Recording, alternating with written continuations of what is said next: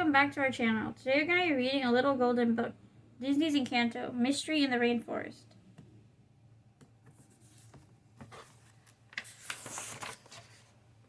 The Madrigals were a family like any other, well, almost. They had magical gifts, and they lived in a wondrous place called the Encanto, which included a village and their magical house, Casita. Peppa Madrigal has the gift of controlling the weather with her emotions, and today the weather around her is unpredictable. Peppa's daughter, Dolores, who had the gift of hearing things that are really far away, had just gotten engaged. Every time Peppa thought about the wedding, her mood switched instantly from happy to worried. Mi amor, I know you're nervous about our daughter's big day, said her husband Felix, but everything will be perfect, you'll see. That's the problem, complained Peppa. I wish I could see it, but I can't predict the future.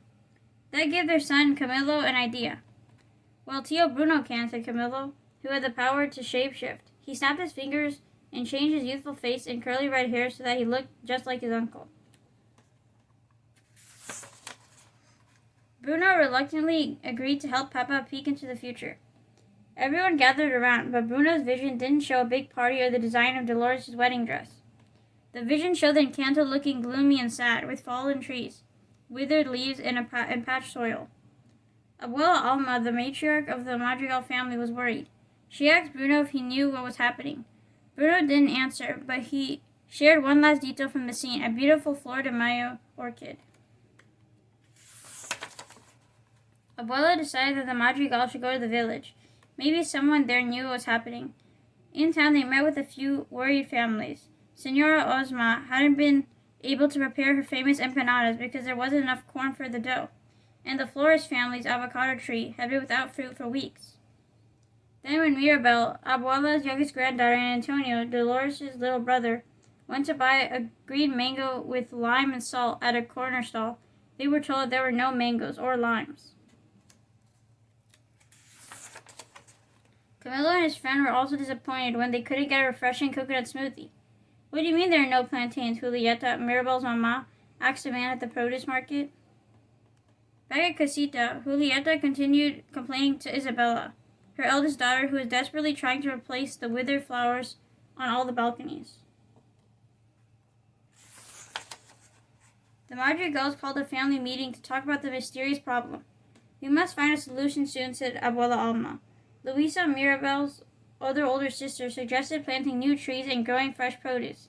But Isabella told her that she had already tried that in town. The plants, old or new, are barely surviving, she said. They need to find the cause. I haven't heard the waterfalls in a few days, said Dolores, with her ear pointing toward the mountains. The waterfalls flow into the rivers by the town, which are used to water the flowers and trees. Antonio watched his family desperately thinking about how to help their beloved Encanto, when suddenly his friend Pico, a toucan, clattered in his ear. He knew it was time to use his magical gift. I know what to do, Antonio said with excitement. I need to go to the rainforest. ¿Qué? Go to the rainforest alone? Asked Abuela. Papito, I know you're very brave, but that's a big responsibility for a young man like you. Everyone started talking about how the baby of the family wanted to solve this huge mystery on his own.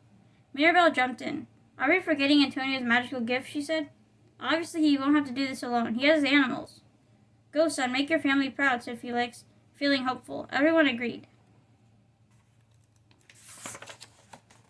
Pico led the way to the rainforest, while Antonio and the others followed. Several animals, such as a squirrel and a macaw, decided to join them.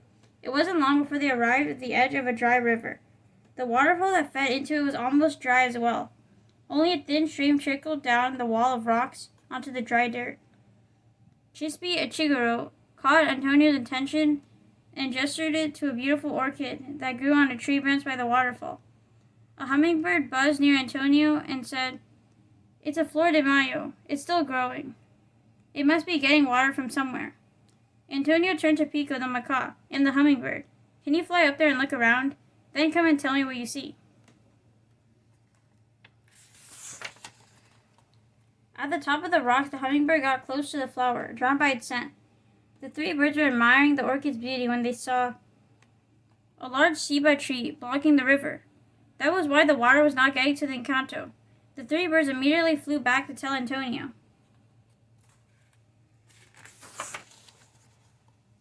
Without wasting a second, Antonio used his magical gift to call more animals. Together, they came with a plan to move the giant tree. Working as a team, they unblocked the waterfall and the river began to flow. "We did it," said Antonio as he laughed and hugged his animal friends. He looked gratefully at the orchid.